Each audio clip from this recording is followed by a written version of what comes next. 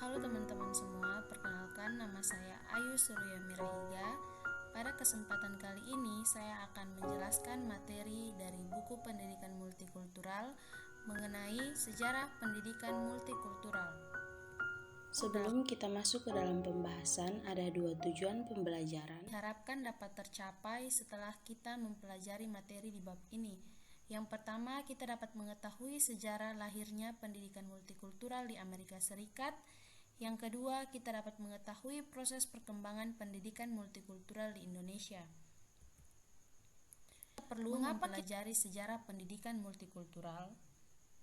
Nah, pendidikan multikultural ini sudah mulai diterapkan di sekolah-sekolah di Indonesia pada tahun 2010.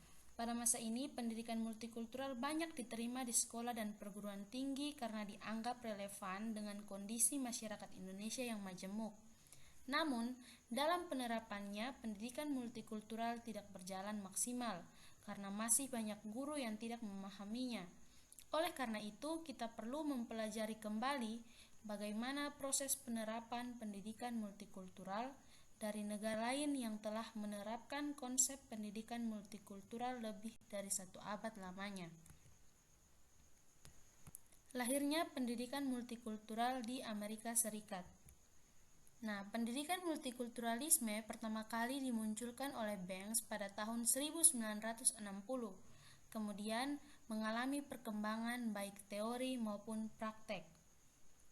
Nah, perkembangan inilah yaitu pemikiran mengenai multikulturalisme dalam dunia pendidikan telah berkembang 1 abad lebih di Amerika Serikat. Lalu bagaimana latar belakang lahirnya multikultural di Amerika Serikat?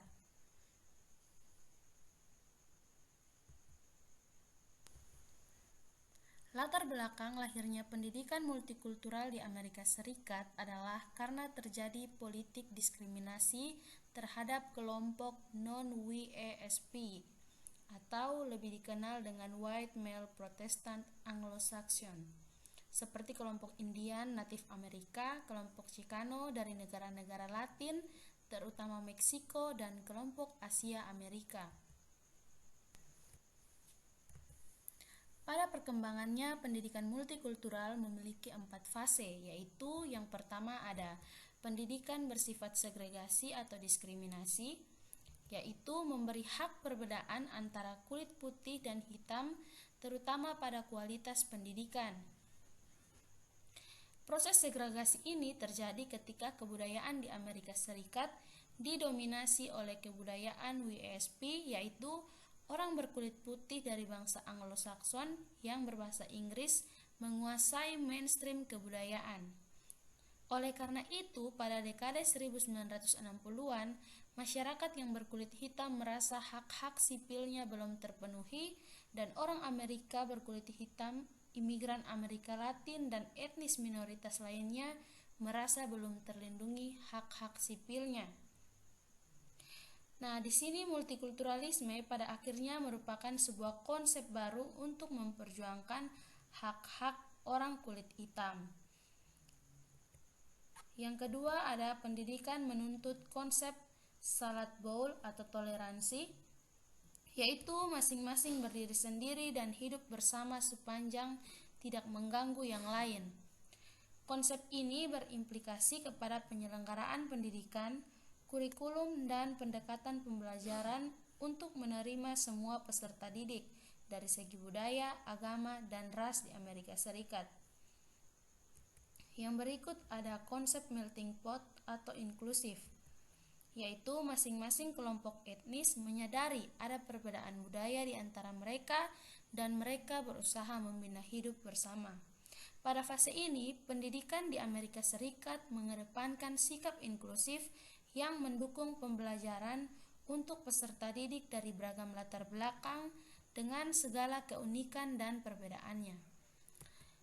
Yang berikut adalah pendidikan multikultural atau pluralisme. Pendidikan multikultural hadir sebagai sebuah wadah untuk menanamkan dan menumbuhkan kesadaran pluralisme pada tenaga pendidik dan peserta didik. Oleh karena itu, pendidikan multikultural melahirkan suatu pedagogik baru serta pandangan baru mengenai praksis pendidikan yang memberikan kesempatan serta penghargaan yang sama terhadap semua peserta didik tanpa membedakan asal-usul serta agama peserta didik.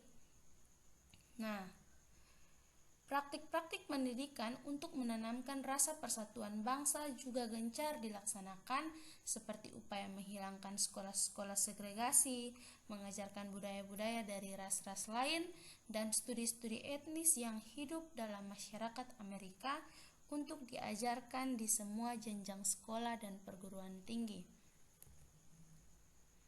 Pengembangan pendidikan multikultural di Indonesia.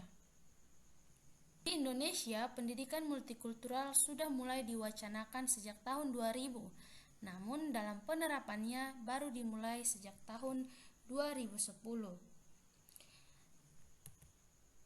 Pendidikan multikultural penting diterapkan di Indonesia.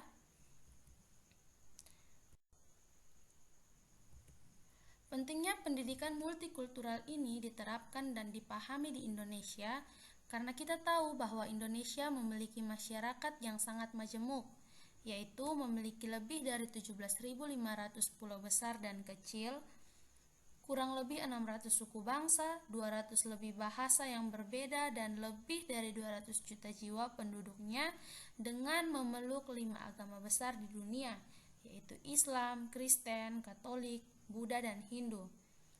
Oleh karena itu, pada tahun 2000, para pakar pendidikan Indonesia mewacanakan pentingnya pendidikan multikultural di Indonesia.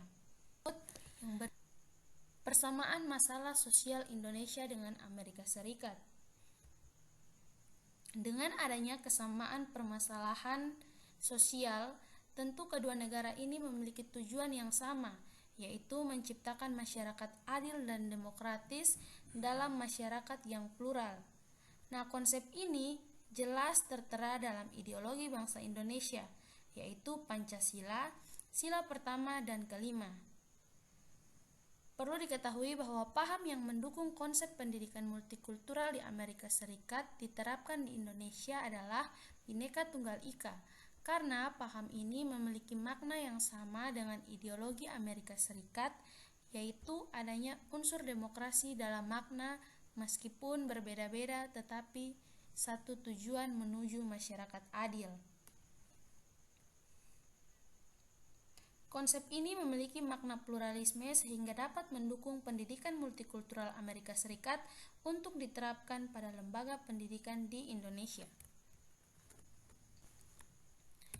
Yang berikut ada Indonesia sebagai negara rawan konflik. Beberapa negara meyakini bahwa pendidikan multikultural dapat menjadi solusi nyata bagi konflik yang terjadi di tengah-tengah masyarakat yang majemuk, misalnya Amerika Serikat dan Indonesia. Pendidikan multikultural dipercaya dapat menjadi alternatif pemecahan masalah konflik sosial. Sebagai gerakan transformasi pendidikan, gerakan transformasi pendidikan ini muncul akibat kondisi pendidikan di Indonesia yang terlalu konservatif dan konvensional.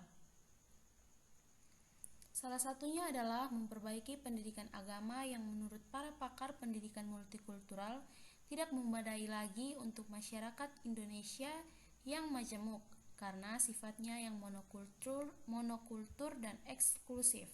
Oleh karena itu, transformasi pendidikan multikultural ke dalam kurikulum pendidikan di Indonesia sangat penting karena juga melihat kondisi masyarakat Indonesia saat ini yang selalu mengalami konflik hanya karena perbedaan golongan. Pendidikan multikultural mengutamakan sebuah perubahan dalam proses pembelajaran, bukan sebuah pembelajaran yang meletakkan justifikasi angka yang berorientasi kognitif sebagaimana penilaian keberhasilan peserta didik pada umumnya, tetapi terletak pada terciptanya kondisi yang nyaman, damai, toleransi, dan pluralis dalam lingkungan pendidikan. Tuntutan kesetaraan gender dalam lembaga pendidikan. Pendidikan multikultural salah satunya adalah dilatar belakangi oleh adanya anggapan bahwa yang berhak menempati sektor pendidikan adalah laki-laki. Di Indonesia, ketidaksetaraan gender di lingkungan pendidikan sebenarnya sudah lama tuntas, sehingga apabila masih ada perempuan dianggap tidak memiliki kesempatan yang sama dengan laki-laki, maka itu adalah masalah keterbatasan kemampuan secara personal yang dimilikinya. Pendidikan multikultural hadir untuk melakukan sebuah rekonstruksi terhadap wacana kebudayaan yang tidak mengutamakan kesetaraan gender.